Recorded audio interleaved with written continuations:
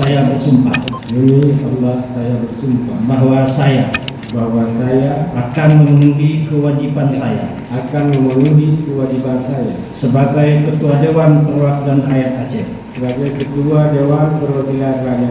Syederalun anggota DPRA dari Partai Aceh Saiful Bahri alias Pon Yahya resmi menyandang status sebagai Ketua DPRA sisa masa jabatan 2019 sampai 2024.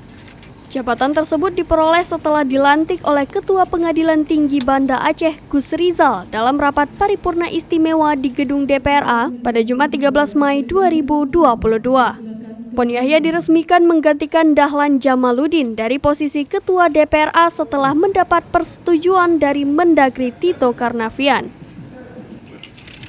Usai diambil sumpah dan dilantik, Pon Yahya yang mengenakan pakaian adat Aceh itu dipesiju oleh Wali Nanggro Aceh, Malik Mahmud Al-Haitar.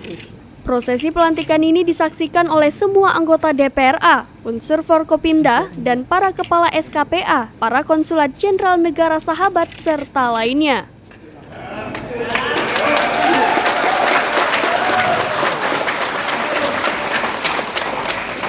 Dalam pidato pertamanya, Pon Yahya berharap kepada seluruh rakyat Aceh, terkhusus anggota DPRA, agar bahu-membahu dalam memperjuangkan aspirasi rakyat Aceh.